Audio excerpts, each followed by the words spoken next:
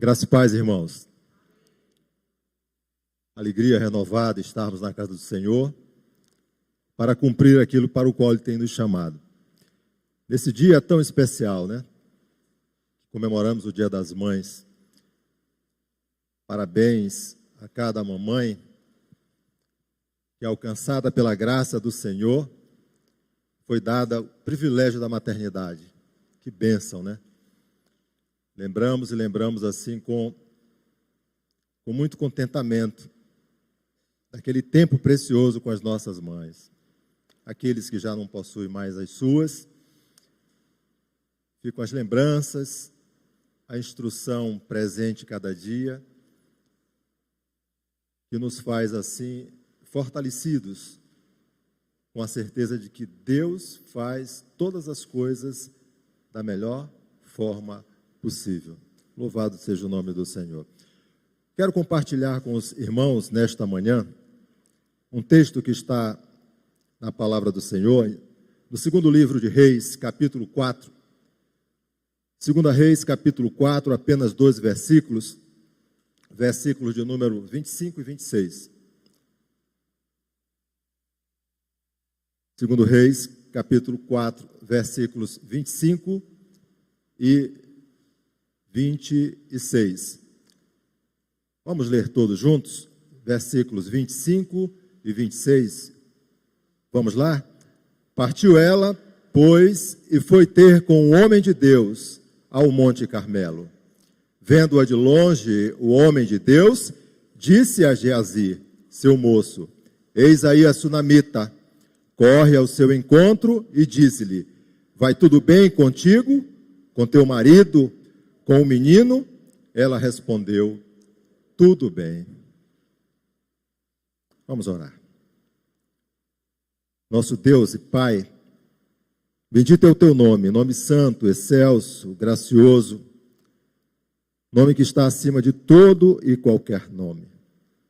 Que alegria, Senhor Deus, estarmos na tua casa e celebrarmos este momento tão especial de adoração e louvor ao teu nome. Que alegria estarmos em comunhão com os irmãos que vieram com o único propósito para este templo de adoração: exaltar, bendizer e glorificar o teu nome. Fala ao nosso coração, Senhor Deus. Fala ao nosso coração.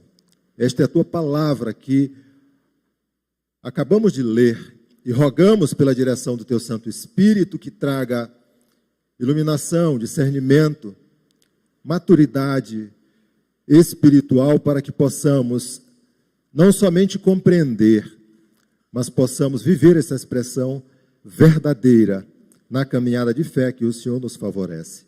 Oramos em nome do Senhor Jesus. Amém. Irmãos, no ano de 2009, na cidade de Goiânia, mais precisamente no dia 29 de setembro de 2009, houve uma tragédia naquela cidade. Uma jovem de 26 anos, jornalista, conhecida como Poliana, ela teve a sua vida duramente ceifada.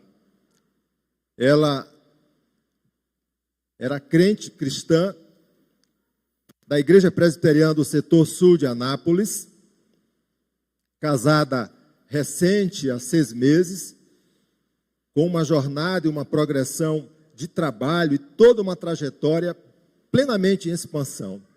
Em um determinado dia, quando saía de casa para trabalhar, desapareceu, simplesmente sumiu, ninguém deu pistas, ninguém sabia onde a Poliana estava.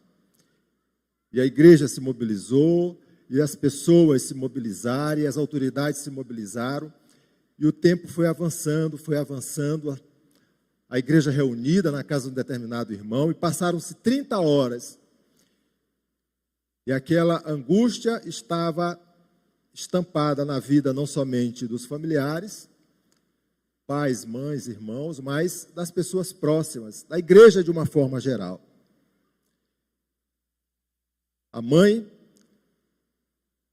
relata que diante deste cenário não tinha outra coisa senão fazer, a não ser clamar ao Senhor. Igreja reunida em oração, em clamor, com o propósito de apresentar tão somente todo aquele quadro diante do Senhor, para que o Senhor pudesse não somente conduzir, mas responder e confortar as pessoas diante de uma situação tão delicada. Após 30 horas, alguém entra naquela casa e anuncia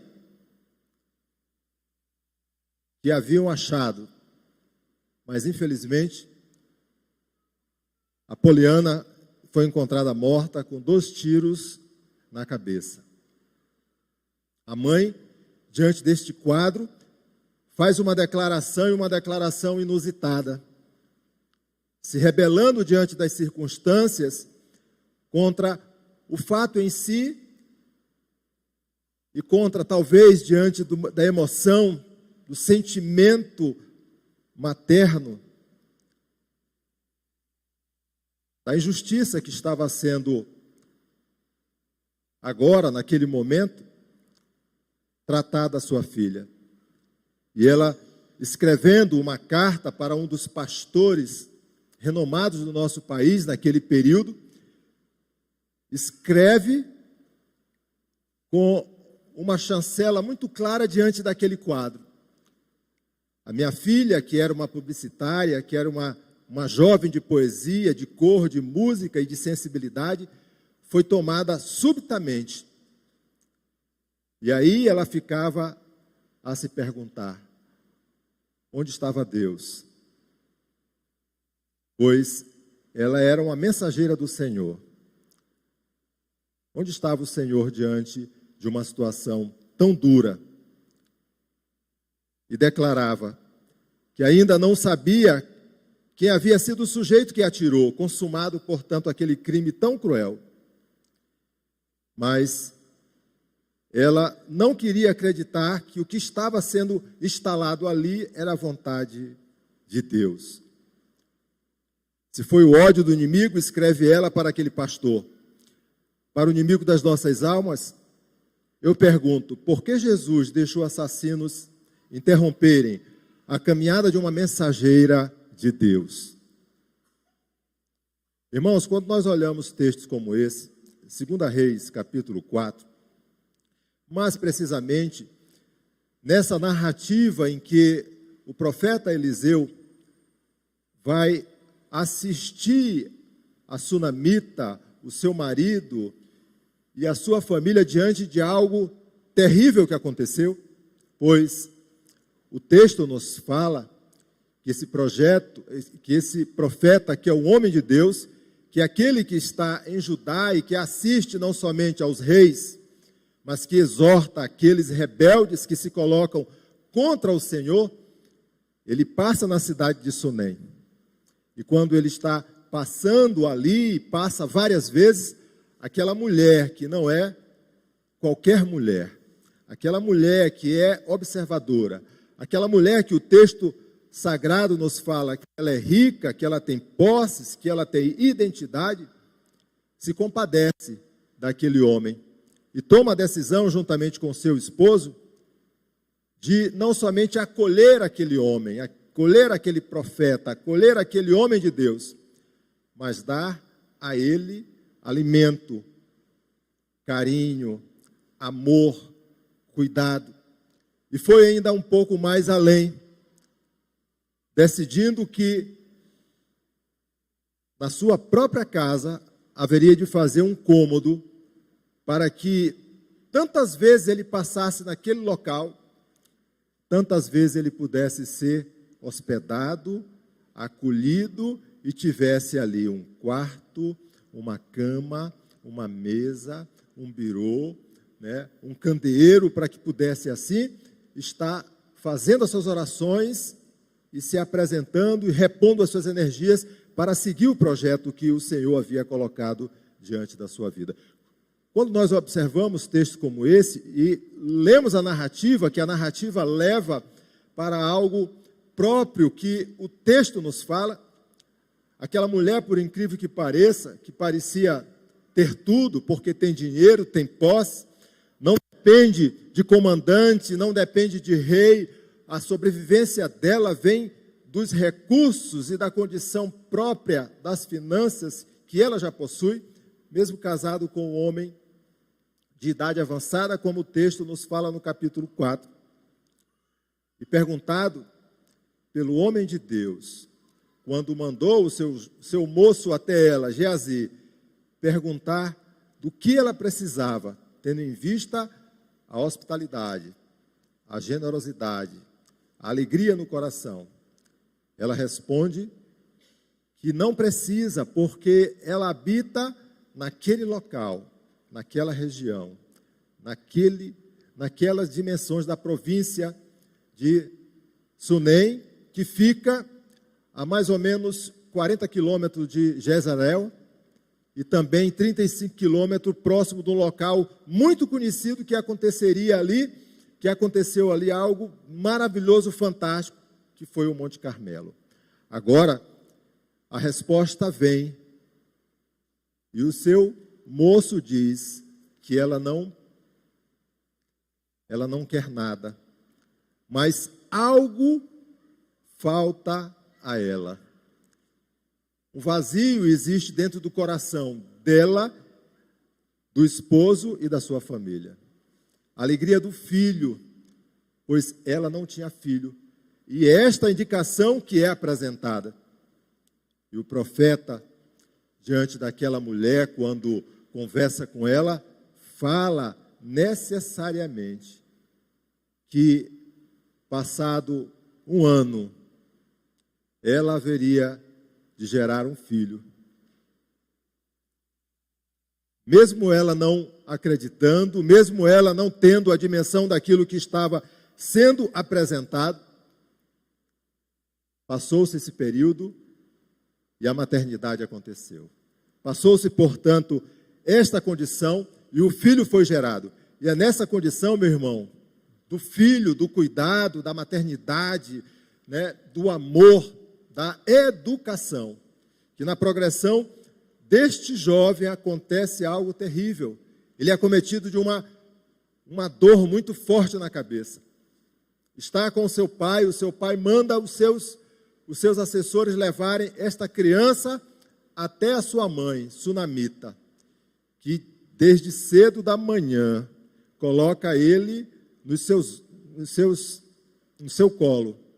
E essa criança vai morrer aproximadamente ao meio-dia no colo da mãe.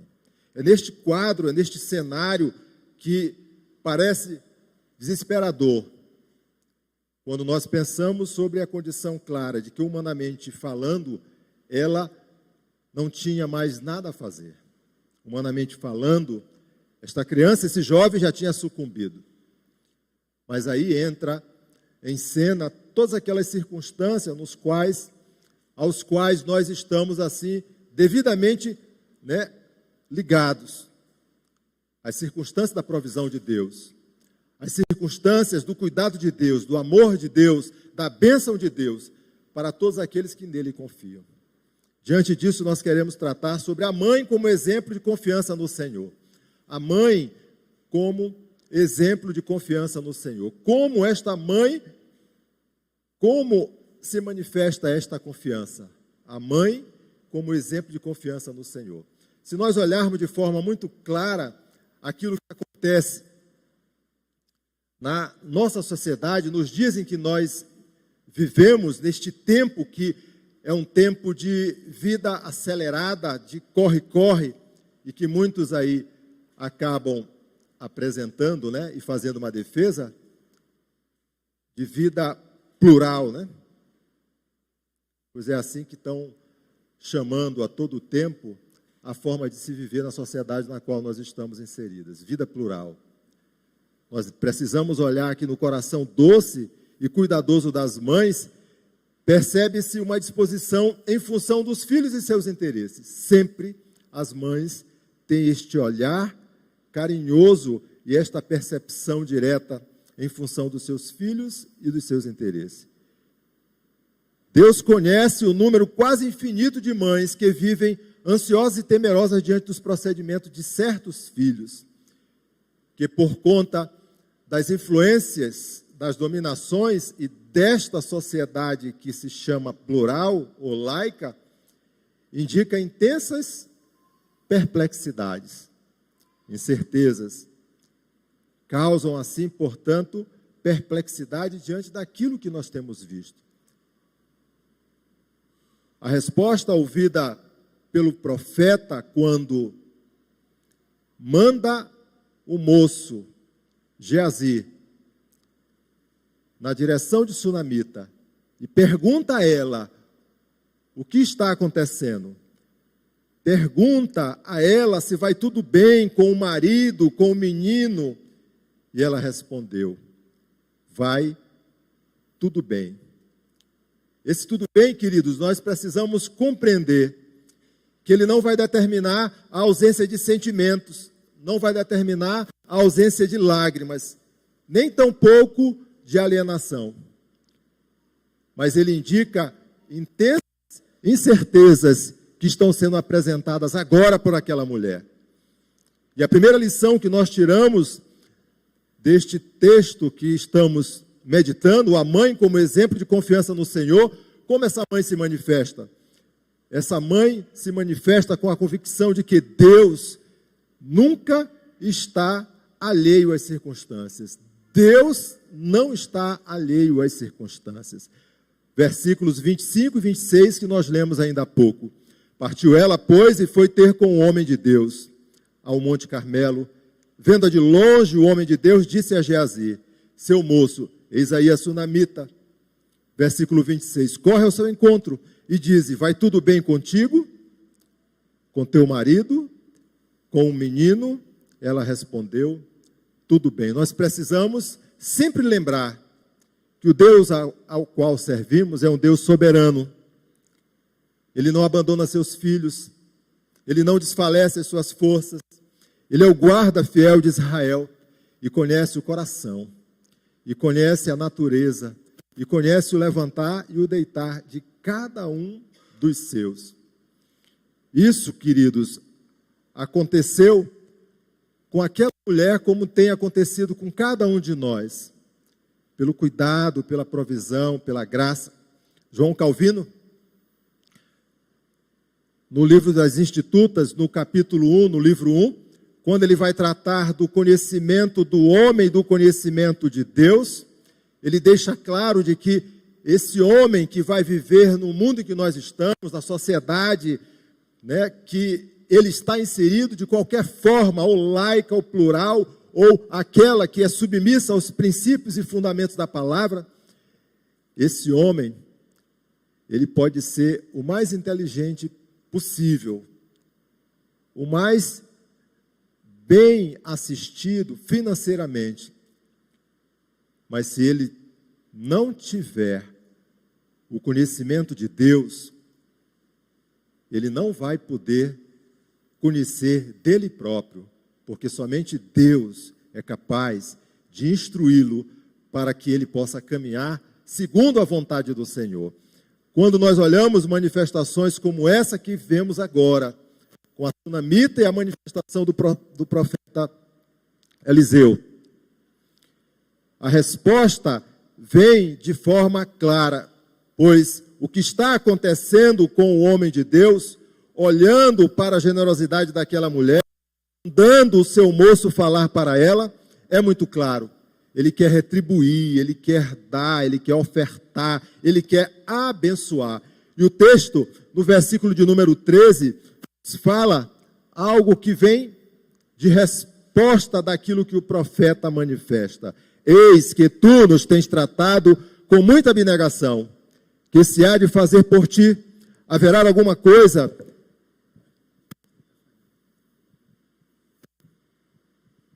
eis que tu tens tratado com muita abnegação, que se há de fazer por ti, haverá alguma coisa de que se fale a teu favor ao rei ou ao comandante do exército? Ela respondeu: habito no meio do meu povo. Nós falamos ainda há pouco, esta mulher tinha posses, esta mulher e a sua família tinha estrutura, tinha identidade, mas faltava algo que era peculiar no seio da família, no coração da mulher. considerando que ela já estava com a idade avançada e não possuía herança, não possuía filhos, não possuía, portanto, uma descendência já caracterizada. A mulher e o marido não precisavam de nenhum favor do rei, de nenhum favor da autoridade militar a qual Judá estava naquela condição ali, submissa, pois estava na Babilônia, nem de bens materiais. Eles eram ricos, faltava-lhes um filho, faltava-lhes a bênção da maternidade, faltava-lhes a alegria de conviver com aqueles que o Senhor nos fala no Salmo 127, que os filhos são herança do Senhor, filhos do ventre, o seu galardão. Faltava exatamente isso, mas Deus é aquele que nos conhece por inteiro. E quando nós olhamos o salmista Davi, no Salmo 139, tratando da onisciência e da onipotência do Senhor, o salmista Davi nos dá referência, como devemos andar. Senhor, tu me sondas e me conheces, sabes quando me assento e quando me levanto, de longe penetra os meus pensamentos, esquadrinhas o meu andar e o meu deitar, e conhece todos os meus caminhos. Ainda a palavra me não chegou à língua, e tu, Senhor, já a conhece todas. Salmo 139, versículo de 1 a 4. O Senhor é o Deus da providência, aquele que tem as rédeas da história e do mundo em suas mãos, aquele que é ao mesmo tempo transcendente e imanente, aquele que inclina os seus ouvidos para ouvir a nossa oração, para olhar do alto aquilo que está passando aqui, diante da vida daqueles que Ele colocou nesta terra. O Salmo 113, o versículo 16, versículo 6, fala exatamente isso. Precisamos entender na caminhada de vida, e as mães sabem muito bem disso. Cada mãe, jovem, adulta, idosa, que conhece Deus e conhece de forma profunda, deve viver a realização das suas aspirações diante daquilo que o Senhor colocou no seu coração. Criando os seus filhos e criando-o com crescimento equilibrado, ensino aprimorado, temor de Deus e amor profundo na caminhada de fé.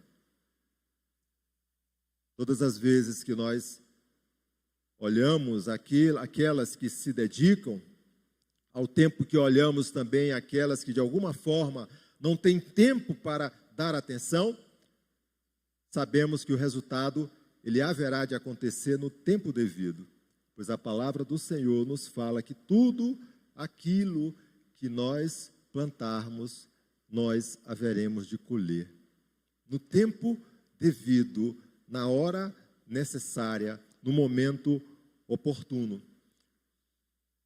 A experiência que eu tive de trabalhar 31 anos na linha de frente da segurança pública, meu irmão, é a experiência de lidar dia a dia com o caos na vida das pessoas, onde as casas se transformavam em cenário de batalha, onde no interior da casa não havia mais respeito e você não conseguia identificar quem era o pai, de onde viria a autoridade, a direção, o controle, ou quem era o filho, que deveria ser submisso, obedecer e fazer necessariamente aquilo que estava sendo instruído por aquele que tem autoridade. Mães, Deus conhece de forma profunda a realidade de suas aspirações. Sabe cada momento de oração, cada lágrima vertida, na madrugada silenciosa, naquele tempo que você tira precioso para falar com o Senhor e clamar a Ele por bênção, por direção, por sabedoria, por fortalecimento, para que a sua palavra tenha necessariamente a instrução vinda do alto, na manifestação graciosa do amor e da graça do Senhor. Jesus nos fala que estará conosco sempre. E diante disso, a convicção que temos no coração é que a mãe, como exemplo de confiança no Senhor, ela vai manifestar esta confiança pela convicção de que Deus não está alheio às circunstâncias, porque o Senhor Jesus nos afirma forte e grandemente que estará conosco todos os dias até a consumação dos séculos. A segunda lição que o texto nos fala, Deus, a mãe como exemplo de confiança no Senhor, ela vem por uma convicção agora de que Deus providencia os meios. Ao tempo em que o Senhor não está afastado, não está, portanto, de olhos vendados, agora Ele providencia os meios. E o versículo que nós lemos, o 26, a parte final do versículo, nos fala assim: vai tudo bem contigo, com teu marido, com o menino? Respondeu ela: tudo bem.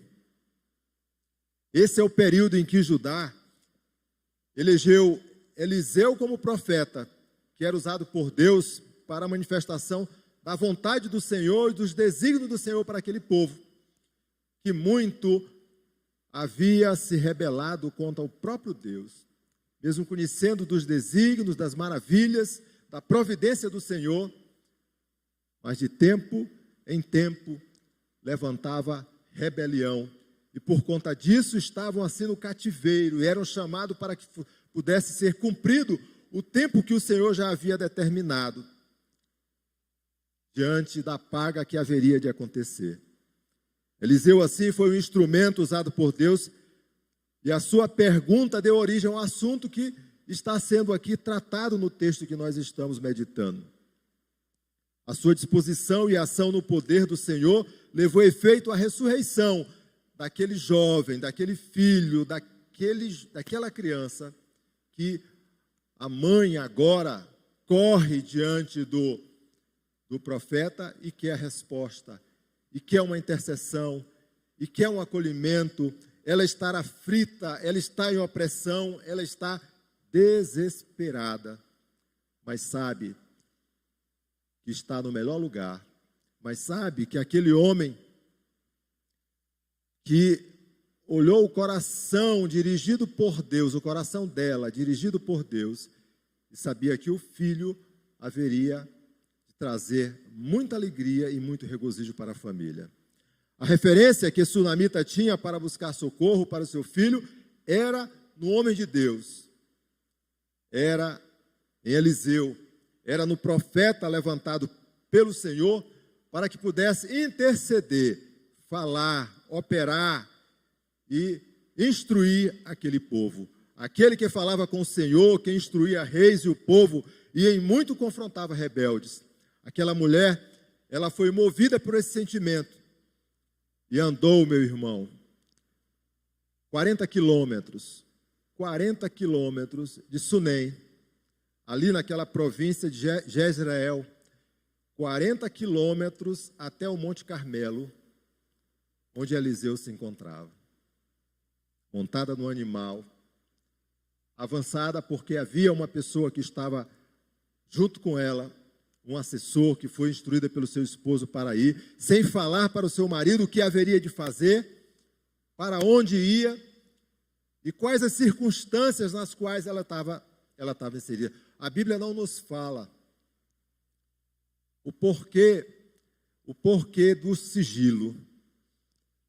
Acreditamos, por analogia, que o segredo do sigilo era a velocidade, era chegar mais rápido, era estar de fato com o profeta em um tempo mais curto, levando-se em consideração que era 40 quilômetros que ela haveria de andar, pois o menino que estava morto foi colocado no quarto do profeta, no quarto do homem de Deus, colocado na cama, e ela sequer tinha falado para o seu esposo qual a condição que esse jovem, este menino, seu filho, estava. Aquela mulher, movida por esse sentimento, assim como toda mãe faz, arregaça as mangas, se dispõe a caminhar e cumpre com aquilo para o qual o Senhor colocou no seu coração. Como é interessante nós olharmos manifestações como essa e saber que, independente da constituição física, da estatura, da dimensão de vida das pessoas, das mães, diante das circunstâncias necessárias, essas mulheres se tornam verdadeiras gigantes, ferozes, rápidas, ávidas, para não somente tomar as decisões, mas operar em favor daquilo necessariamente que está precisando naquela hora. Ela só revelou o motivo da sua visita ao profeta quando ficou de frente dele, pois ele mandou o jovem Geazi, o seu moço, para que perguntasse para ela, e a resposta dela foi uma só: tudo bem. Ela queria encontrar Eliseu, ela queria se derramar na presença de Eliseu, abrindo o coração diante do Senhor e declarando, como o versículo de número 27 e versículo de número 28 do capítulo 4 de 2 Reis nos fala. Chegando ela, pois, ao homem de Deus, ao monte, abraçou-lhe os pés. Então se chegou Geazi para arrancá-la, mas o homem de Deus lhe disse: deixai-a, porque a sua alma está em amargura, e o Senhor mo encobriu e não mo manifestou. O profeta sabia necessariamente que algo terrível já havia acontecido, pois a mulher estava em prantos, a mulher estava chorando, a mulher estava se derretendo. Agora, meu irmão, ela revelada essa manifestação para o profeta, ela faz uma pergunta, pois já havia feito quando ele falou para ela que ela teria um filho. O versículo de número 28 acompanha a leitura da palavra do Senhor. Ela diz assim para o profeta: pedi eu a meu senhor algum filho? Não disse eu, não me enganasses? Parece que, lendo a Bíblia da forma que nós estamos lendo, a impressão que vem à mente é que ela não queria o filho, que ela não pediu o filho, que ela não tinha o desejo de fato de ter a maternidade.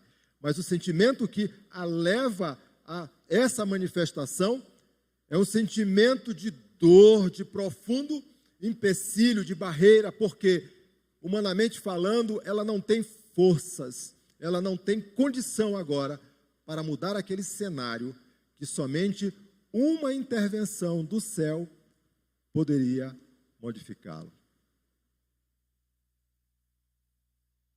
Irmãos, quando nós passamos por momentos de tribulação, e tribulação, talvez não na ordem que o texto está apresentando, ou na ilustração que eu dei da morte da Poliana, lá em Goiânia, em 2019, mas passamos por momentos de tribulação, guardadas as proporções, a direção é uma só, e a manifestação é a mesma desta mulher aqui. Buscar a presença do Senhor, clamar a presença do Senhor, e entender, pois essa é a manifestação, que assim como aquele homem de Deus orou ao Pai, clamando para que ela pudesse ter a maternidade, pudesse gerar um filho, ele seria capaz de agora clamar ao Senhor que intercedesse e mudasse totalmente aquela condição em que ela se encontrava. A manifestação é esta aqui. O contexto é esse aqui. Parece que nós estamos tão longe e tão perto, tão distante, meu irmão, mas tão real na nossa vida. E com um aspecto muito forte e destacado aqui no versículo de número 30. E se você olhar o capítulo 2 de 2 Reis, versículos 4 e versículo 6, tem esta mesma convicção. Quando Elias estava para ser chamado por Deus e não mais estivesse no meio dos homens, para que agora estivesse assistindo diretamente com o Senhor, ele foi a Jericó, e ele foi a uma outra cidade, e as duas cidades que ele foi, Eliseu estava acompanhando o moço que assessorava ele. E as duas vezes, ele arriscou para que Eliseu não acompanhasse. O versículo 30, do capítulo 4 do texto que nós lemos, é a mesma raiz, a mesma expressão que a mulher agora fala para Eliseu. Ela diz assim: tão certo como vive o Senhor e vive a tua alma, não te deixarei. Então ele se levantou e a seguiu. O desejo do coração dela era permanecer junta, era acompanhar todo aquele processo, pois ela se sentia de alguma forma só, afastada, apartada, e precisava assim da presença do Senhor.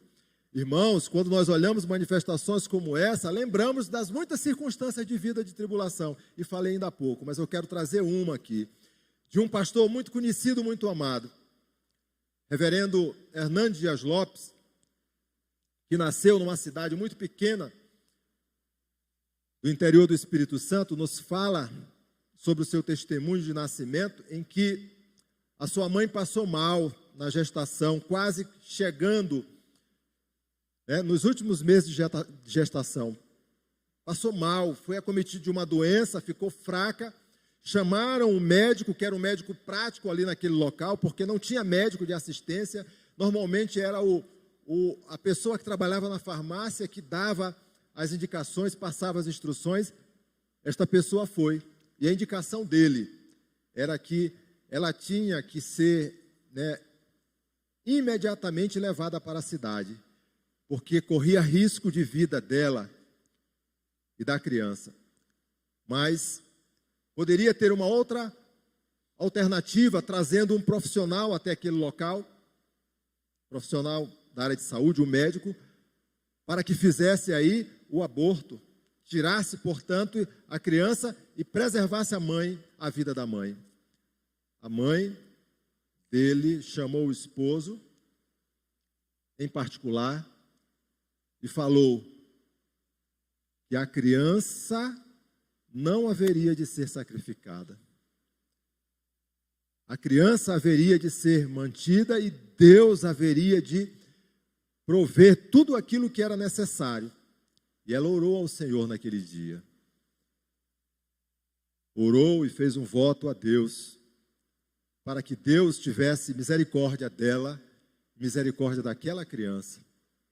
Pois ela conhecia as circunstâncias daquele local, mas sabia que todo aquele processo que ela estava vivendo seria para a glória do Senhor. E aquela criança haveria de ser consagrada para o ministério do Senhor integralmente. Irmãos, a criança nasceu. Houve graça do Senhor. E o pastor, quando tinha 18 anos de idade, que não tinha um relacionamento forte na igreja onde os pais congregavam, queria ser político e queria ser advogado. Até o tempo em que um presbítero já de grande experiência, um homem do Senhor, naquela igreja onde ele congregava, quando ele compartilhou com aquele presbítero que ele tinha o desejo de servir ao Senhor, mas só ia fazê-lo depois que ele terminasse a faculdade, tivesse uma condição financeira equilibrada, aí ele iria servir ao Senhor. E o presbítero chamou a atenção dele: não faça isso. Você quer dar o resto para o Senhor? Você quer servir ao Senhor apenas com uma porção? Isso não se faz, isso não é de Deus. Aquela palavra foi tão forte no seu coração, que ele tomou a decisão, orando ao Senhor, de procurar o conselho da igreja, para que fosse assim examinado, e se aprovado, fosse encaminhado para o seminário. Volta para a sua casa e fala para a sua mãe que ele tomou a decisão de fazer o seminário e de caminhar, portanto, no ministério integralmente diante do Senhor. A mãe agora revela para ele o voto, a oração, a consagração dele ainda quando estava no ventre. Irmãos, a mãe como exemplo de confiança no Senhor é aquela, meu irmão, que tem convicção de que Deus providencia os meios que são necessários para o louvor da sua glória. A terceira e última lição, de forma bem objetiva. A mãe, como exemplo de confiança no Senhor, é aquela também que tem a convicção clara da vontade de Deus. Convicção clara da vontade de Deus. A pergunta que Geazi e que Eliseu fazem àquela mulher, e ela responde: tudo bem. Tudo bem nos traz a conformidade de que aquilo que vai acontecer de fato, eu vou descansar na presença do Senhor. Porque tudo vai estar bem, independente das circunstâncias, independente do momento, do meio, da forma. Eu vou descansar na presença do Senhor. Eu vou descansar na presença do Senhor. A vontade de Deus manifestada no texto é de trazer vida ao menino, bem como para glorificar o nome do Senhor pelo seu poder e graça. Precisamos lembrar que esta criança está no quarto do homem de Deus, na cama, está morta. Eliseu agora está naquele local, entra no quarto, olha as circunstâncias, ora ao Senhor, clama ao Senhor para que o Senhor interceda, opere, restaure, traga, portanto, aquilo que for necessário, e a manifestação graciosa da vontade do Senhor seja operada ali. A vontade de Deus foi manifestada naquele tempo pelo profeta, que intercedeu e que cumpriu aquilo para o qual o Senhor já havia chamado. A vontade de Deus, quando levada a fim, traz consigo a perfeita harmonia do querer humano e a realização de Deus. Eliseu, atendendo o pedido de socorro desesperado da mãe, chegou, portanto, à casa onde estava esse menino e operou graciosamente, como o Senhor já o havia instruído. A vida voltou. Deus deu graça, nos versículos 31 a 37, pois Deus já havia determinado aquilo que haveria de acontecer. Irmãos, certamente os irmãos já tiveram momentos de manifestação graciosa do Senhor na vida, na caminhada de fé. Eu lembro de nós estamos concluindo, que aconteceu no interior do Maranhão, cidade de Balsas, um polo de agronegócio riquíssimo no estado. Uma mãe da Assembleia de Deus, que muito nos ajudava nos acampamentos da igreja presbiteriana ali naquele local. Uma senhora já de quase 70 anos de idade, a irmã Domingas, mulher de oração. Tinha muitos filhos e tinha muitos netos, sobrinhos. Um desses netos, ainda novo, quase 15 anos, passou mal. Aquele mal súbito, levado às pressas para o hospital. Os médicos intercederam e quase não puderam, assim, interferir naquilo que estava acontecendo. O quadro, meu irmão, é que essa senhora que acompanhava o neto teve a resposta de um dos médicos, direta e objetiva. O menino morreu. Ele não resistiu. Ela,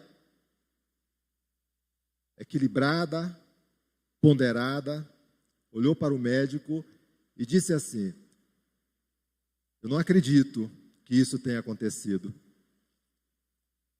pois essa criança, ela está sendo apresentada ao Senhor todos os dias, e Deus tem manifestado graça, tem respondido, e Ele, em momento nenhum, falou que esta criança haveria de sucumbir, ou algo terrível haveria de acontecer na vida. Doutor, eu não acredito que ela morreu. Ela morreu, ela está ali naquele quarto. Ela foi até a cama, meu irmão. Ela foi até a cama, pegou a mão daquele jovem, orou ao Senhor, clamou ao Senhor, rogou ao Senhor, E algo tremendo aconteceu naquele local. Os médicos foram chamados rapidamente para que voltassem naquela sala, porque aquele jovem que parecia estar morto, não estava morto. E a manifestação do Senhor operou naquele local. Nós precisamos entender que a mãe, como exemplo de confiança no Senhor, é aquela que tem convicção da vontade de Deus e que vive segundo a providência de Deus. Independente das circunstâncias, ela confia. Independente do momento, ela crê. Independente dos resultados que estão sendo apresentados, ela sabe que tudo é da vontade do Pai. Pois aquele jovem, aquele filho, veio a ela por graça de Deus, por oferta de Deus, herança de Deus. Ela haverá de criar, de amar e de conduzir segundo a vontade do Senhor. Aquele pastor ao qual a mãe lá de Goiânia escreveu para ele, responde para a mãe de Poliana, e diz para a mãe de Poliana: certamente a tragédia é grande, o sofrimento é profundo, o pranto é muito forte, mas precisamos entender que muitos outros homens de Deus, servos do Senhor, a Bíblia nos fala isso, que foram mortos de uma ou de outra forma. Eles estavam ali para cumprir um propósito. Eles estavam ali para consolidar uma missão que o Senhor havia colocado diante dos seus ombros, sobre a responsabilidade deles. E com a sua filha não foi diferente. E com a sua filha não foi de forma desigual, mesmo as circunstâncias nas quais ela foi envolvida. E ele responde: o que não dá é para sofrer em nome de sua filha os sofrimentos que ela não está sofrendo. O problema é que você não teve tempo para se realizar na filha. O fato é que Jesus não tem misericórdia e pena por ninguém que esteja partindo desse mundo para a morada do Pai.